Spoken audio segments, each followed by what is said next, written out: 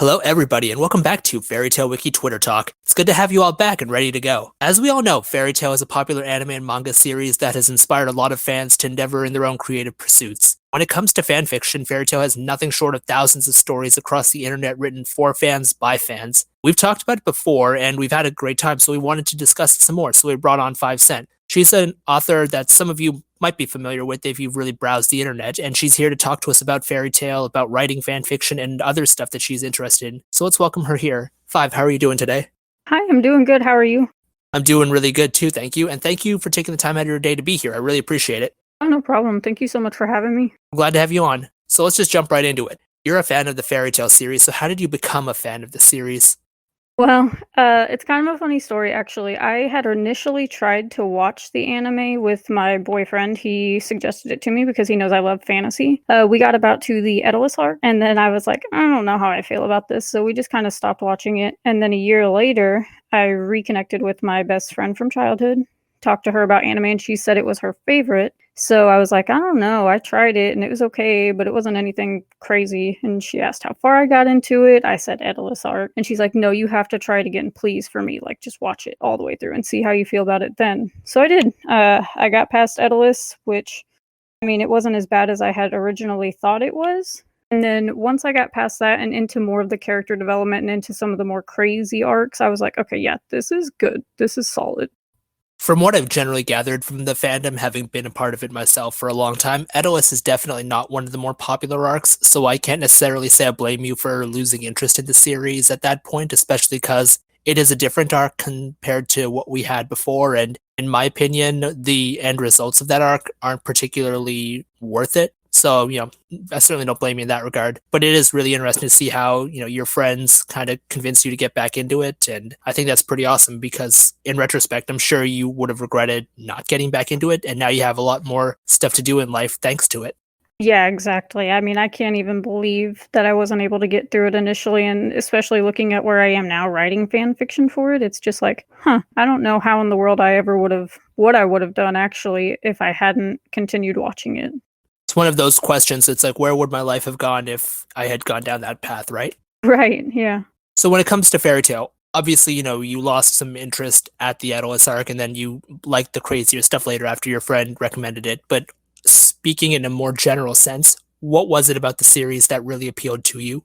Honestly, I have always loved fantasy and fiction. I mean, the wizards, the magic, and then there was such a crazy variety of different kinds of magic that just like even side characters with their magic, you just get drawn to them, like Elfman and his beast's magic, and like even like Makow and his. It's just there's so many simple little things that just appeal to like the audience in general, because you just sit there and you're like, okay, well, Natsu breathes fire, eats fire, this is cool, like he's a general main character, but then you'll see a side character do something crazy and you're like, okay, this is cool, and just that kind of thing. And the character development in this series in particular is just great. I mean, the interactions with each of them and how they all grow, it just works so well for the series and the manga. That's definitely something I hear a lot of people, when they tell me about the series, they're like, oh yeah, I love the character development. They start off a little bit more generic, but over time you really get to develop them and get to know them a lot better. Yeah, exactly. And I mean, I never would have guessed it my first time watching it. I mean, it was hard for me in the first watch seeing these characters like, okay, I can't even really pick which one of these characters I like more than the other because they just seem kind of generic. But yeah, I mean, seriously, the second time around, even watching it from the beginning and then getting past where I had stopped watching is just, it was an eye opener to how great the character development was going to be, even for characters like Loxus, who in the beginning were kind of just programmed to not necessarily like as much because he's just kind of that spoiled, bratty, strong character, and the way he develops in the entire series is crazy. So I mean, yeah, it was just so well done. When it comes to the characters overall, who would you say is your favorite? You're gonna make me pick a favorite character. There's so many. Gajiel will probably take it for me personally. Talking about character development, I mean, that guy went through so much. He started off in the show as a villain, some guy that just liked to hurt people for the sake of hurting people. Didn't really care about anyone. And then by the end of the show, look at him. I mean, he's still strong, he's still cool, he's still his same kind of punk self, but he actually has like a reason for living, and that reason is being in the fairy tale family, which is so good. And I know that people bash on the show a lot for like power of friendship nonsense, which isn't, I don't understand that argument personally, but I love how connected all of the characters are. It just makes it so much more enjoyable to watch. I think the power of friendship issue that a lot of people take with the series definitely has its merits in certain situations, but it's a very case by case basis because it's not necessarily something this show should be using all the time, nor is it something I think a show in this particular genre should avoid. So to me, it's more like, you have to do it right. Does Fairy Tale do it right? That's very much open to interpretation, but I do get where you're coming from, especially how that particular topic affects Kajio and by relation his, little situation with Levy. Yeah, exactly. I love Gajil and Levy too. Levy is probably my favorite female character. I thought she was just like a cute little side character when I first started watching it, and obviously you go on and she becomes more. She's still, I would consider her a side character because she's not part of like Team Natsu or whatever. But I mean, her character development is good too, and it's more subtle. So I get why people don't really like say she's like a favorite character. But I mean, she goes from just this squeaky little quiet character who's kind of weaker, I mean, which is fine. But then by the end of the show, she is strong, she's confident, she's not afraid to say how she feels. And I love that. She is definitely one of those characters that changed one way or the other through the series, and I think Gajio in particular had quite a lot to do with it because we all remember the incident on Tenro Island, the incident during the Tartarus arc, and a little bit later, I'm sure you probably remember the bed sheets scene, right? Okay, so the bed sheet scene, I did not notice. I have watched this show so many times through, and I actually just stumbled upon it on Twitter one day that somebody had pointed it out, and my mind was literally blown, and I was so happy that day. I was like, "Are you kidding me? Like, how did I miss this? How did I overlook this? Those are definitely the same sheets." I am also inclined to ask because we will possibly talk about it depending on your answer, but are you up to date with the 100-Year Quest sequel? So I haven't read the last 3 chapters, so I'm kind of caught up with it, and I mean, I've been spoiled because, people on Twitter just go crazy for 100 Years Quest, which is fine. I don't have a problem with being spoiled because, like, I'm very forgetful, so, like, I'll read it and just be like, "Oh, yeah, somebody did mention that, but awesome, though." But, I mean, yeah, I'm pretty caught up with it. Yeah, if you've only missed out on the last 3 chapters, I think there's more than enough material for us to talk about that. So, we'll get to that a little bit later. But flipping the script around a little bit, who would you say is your least favorite character in the series? Ooh, I think that's a harder question than choosing your favorite, because there's so many characters that I think we are just like designed to not like. Hiro Mashima is really, really good at writing these crazy characters that are kind of just mean, just evil, and that's cool. But it doesn't make me necessarily hate the character. In fact, it actually kind of just makes me, I guess, understand it more. If I had to choose one character that I didn't like, I think is his name Michaelo? I can't remember. He's that little guy on the Magic Council. I am familiar with Mikkelo. He was a former member of the Magic Council. He made his reappearance in the Tartarus arc when Jackal began targeting him. Yes, okay, him. He is probably the only character I would say I don't like, and he is one of those characters that we're just kind of supposed to not like. But unlike some of the other characters like Giemma, for instance, like you're not supposed to like Giemma, but when he comes back, it's a cool moment, and you're like, okay, this guy's gonna cause some real damage. But this guy is just around to just cause Fairy Tale all kinds of trouble, and I mean, he's just not a good character. I think most people would agree with you in that case, though I'm curious. Like, he is a relatively minor character. He appears in maybe 3 to 4 chapters of Fairy Tale overall. Would you say that that is your least favorite character, or is there anyone else that you maybe want to throw some criticism towards? I can't really think of anyone I would want to throw criticism towards because, again, I mean, there are those characters that you're just not supposed to like. The only other one maybe would be Jackal. I didn't like him as a villain. He just those kind of erratic, crazy ones always kind of just make me unnerved a little bit. But Demaria, actually, I would say her just because of what happens between her, Wendy, and Chelia. That one I would say probably would be my least favorite now that I'm actually rethinking about that situation. She was unnecessarily cruel to two little children on the battlefield, and I did not like that. Quite understandable. Now, obviously, we're talking about favorite characters and what they did in different arcs. So, and plus, obviously, you mentioned that you initially dropped Fairy Tail at the Atlas arc. So, do you have an arc in the series that you consider your favorite? Ooh, favorite arc. So with Fairy Tail, there's always going to be these really good arcs, and there's always going to be in those arcs some things that you're not going to like. I mean, that's pretty evident with any kind of anime. But I mean, Grand Magic Games was solid. I mean, any kind of competition based arc in anime, I'm always drawn towards that because I'm just interested to see what's going to happen. Who's going to fight against who? What are we going to see next? Like, who's going to actually grow more in this arc? But that one is definitely in my top. I can't say that it is my favorite. If I had to choose a favorite, it's probably just the Alvarez Empire arc, which, I mean, it's like the final arc. So, I mean, there's all kinds of crazy chaos going on, but it's also that emotional stuff that does happen with like every character. I mean, Lucy and E and D and Gray helping Lucy. There was so many different things going on that worked. And I think that the emotional level for me and the characters was what made that my favorite arc. That's a pretty popular answer. Obviously, the Alvarez arc is an arc that probably has the largest roster in terms of the number of villains. And of course, you have the final battles with Zeref, and of course, that huge Dragon Slayer fight with the Seven fighting against Acnologia. It's definitely one of the more popular arcs, so I'm not really surprised that it turns out to be somebody's favorite. Yeah, totally. I mean, there was just so much more going on in that arc than a lot of the other ones. I mean, I'm not going to say that each arc didn't have other stuff going on in it, but it felt necessary that this would be like the final arc of the Fairy Tale series because I mean, and it was also just nice. I am a very like character person. Like, I like to look at the different characters for what they are and see what they could be.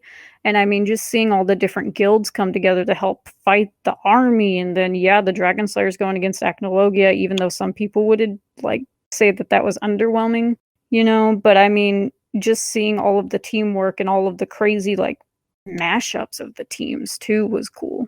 What would you say is your least favorite story arc in the series? Least favorite. You know, I didn't. Even though I stopped watching it, Edalus, I can't say that that is my least favorite. I definitely think it's one of the weaker arcs in my opinion. I can't actually remember what the arc is called, but it's the one with Michelle, that one, and or Gonzalez, whatever you want to call her. We often refer to that as the Key of the Starry Sky arc. There it is. Yep. That's the one I think I did not enjoy at all.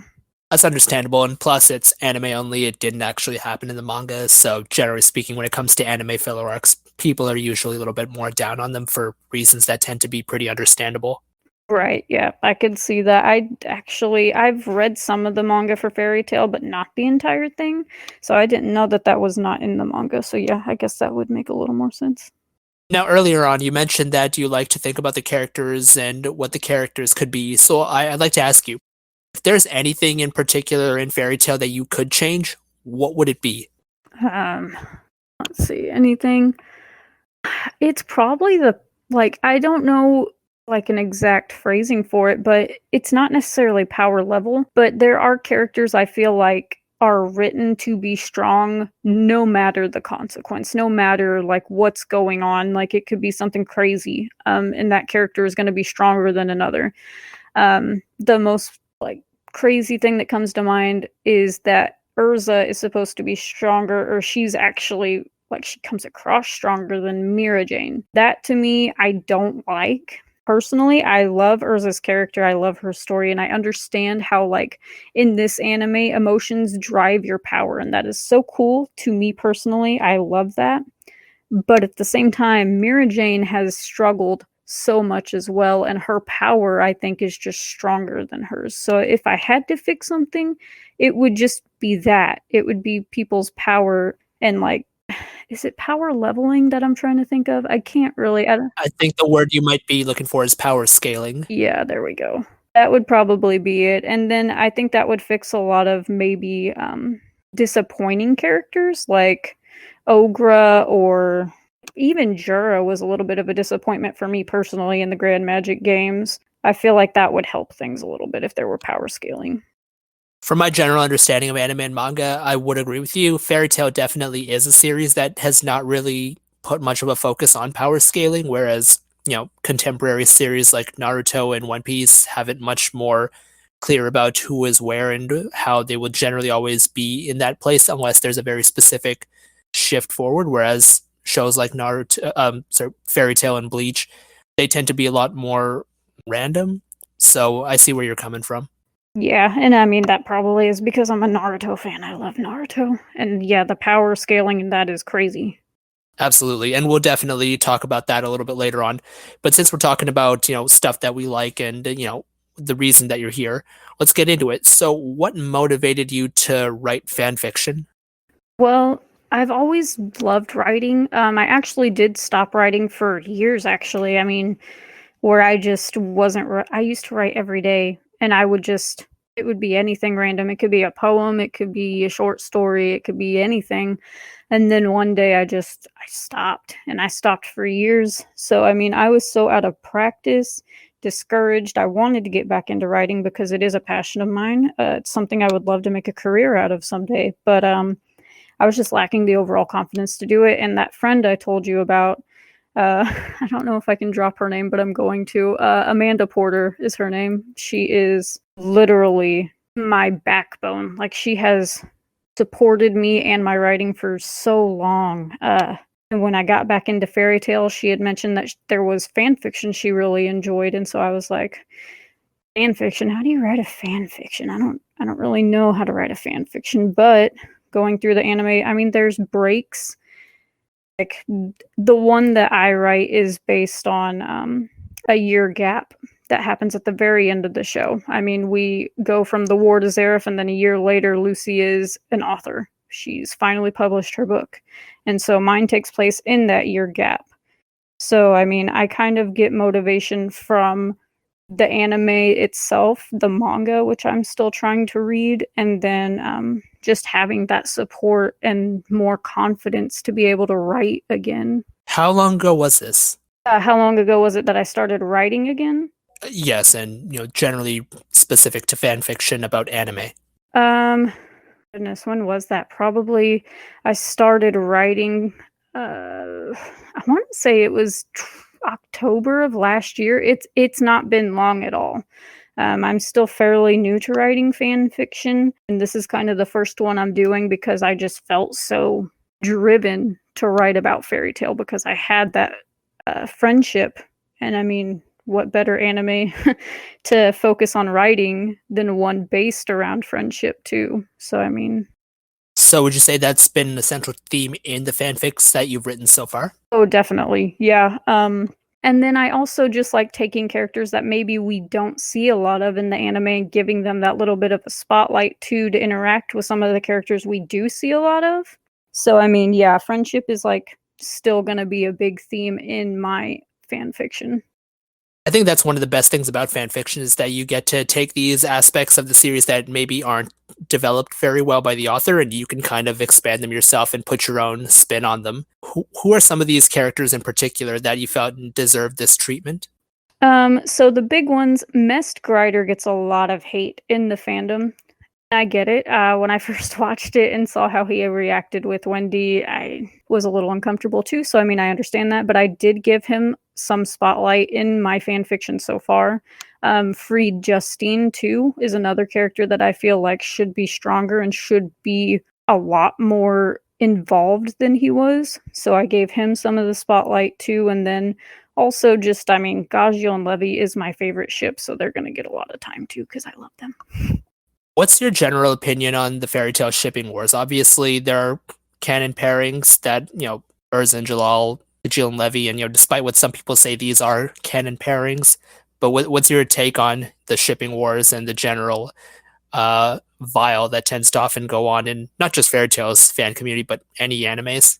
Oh man, people are not kind to sometimes to people who ship things that they don't like. I've never understood that. I love different opinions. I love being able to talk with people who have maybe a completely different thing that I've never thought of. Like Freed and Loxus is very popular in the fandom. I had never even it hadn't even occurred to me, but it makes sense the more that I thought about it. So I mean, I talk about it with people all the time on Twitter. I mean, it's just one of those things. But I mean, I think that there is a lot of misunderstanding when it comes to shipping anime characters, because at the end of the day, I mean, we're doing it because it's something we enjoy, right? Like, we see a small interaction, and to us, we're like, oh, that could definitely develop into a full-on relationship. That's how I was when I first started watching Fairy Tail with Gajion Levy from the moment he joined the guild. Whenever he saved her from being blasted by Loxus, I was like, wait a second, that could be something. And then it turned out to be something. So I think at the end of the day, that's all people want. They just want to take these tiny little precious moments and develop them into something, even if it's not canon, even if it's just in their own heads. Like, I think that that's neat. Yeah, and that's one of the reasons I really advocate for fan fiction. Some people, they're not a fan of it because of shipping stuff or violation of the canon material. But for me, like, that it's not canon, so why not just run with it and have fun with it? If somebody likes it, great. If nobody does, that's okay because you still put your creativity out there and you learn something along the way. Exactly. Although I will go on a slight tangent and talk about the Freed Laxus thing. If you aren't familiar with it, there is a special that came out roughly in the middle of 2012 where a pinup was released, one featuring the Trimans of Blue Pegasus plus Ichiya, the other featuring Jenny. Now, obviously, within the context of the story, Jenny's was much more popular for obvious reasons. And the number one fan of the Trimans turned out to be Freed, who purchased it and also was seen in his apartment with a poster of Laxus on his wall. So I think this was probably the moment that that whole idea started kicking off. Now, of course, based on that alone, it does seem to be a one-sided thing, but I see where the fans are coming from. Okay, I did not know that existed, and I'm gonna have to look that up after this, but that is phenomenal. I think that's why I never really thought of it as a ship, is because it did seem so one-sided, and I could understand, like, Freed liking Loxus, like, I get that. But for me, I always thought that Mira and Loxus had this cute little exchange between them where it was almost like they grew up together, and because they grew up together, they knew each other so well, and that to me made sense. But I mean, I understand the Freed liking Loxus of it all because I think that that is both comical and precious in and of itself. There's definitely a lot to think about in that regard. The final chapter of the fairy tale series even pokes fun at the Laxus arguments because there's like, oh, there's Laxus and Mira, or is it Laxus and Kana, or is it Laxus and Lisana? Well, I mean, clearly Mishima knows what the fans' opinions are, and he's probably trolling them a little bit. So it'll be curious to see what happens. And for all we know, he will just throw something out of left field and make it a Laxus X Freed thing. I don't personally think he will because generally with the way Laxus' character was introduced, it does seem that it will end up being one of the aforementioned women, but who knows? Mishima has not always delivered on exactly what his fans expect, for better or for worse. But it's an interesting topic to think about. Yeah, I agree. It'll be interesting to see how a lot of these relationships come about actually in 100 Years Quest. Definitely, and I think that's one of the reasons why people like the 100 Year Quest series a lot because there's been a lot more development. Of course, spoiler alert, but we know a little bit more about the Juvie and Gray situation. Urza and Jalal did have that big moment at the church, big, well, so to speak, and obviously there's the current situation with Gajil and Levy's baby. Yeah, I cannot wait, and I was so glad for that moment between Urza and Jalal because it needed to be done. I think Hero is kind of a slow burning writer when it comes to shipping, and that's totally fine. I love a good slow burn romance, don't get me wrong. But at some point or another, I feel like we need to just go ahead and get the Nalu moment out of the way.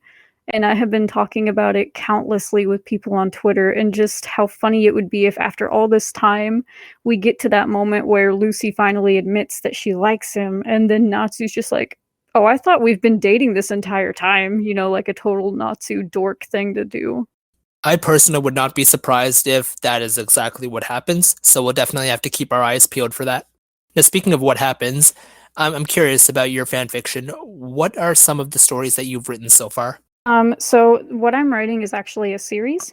It does take place in that 1 year gap at the end of Fairy Tale. I only have chapter one out and then a little snippet of chapter two.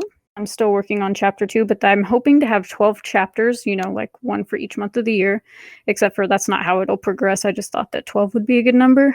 But yeah, so essentially it follows right after the war with Zareth. Dark guilds are on the rise. They're trying to claim power, break the cycle of good guilds being stronger than them, and all that other stuff.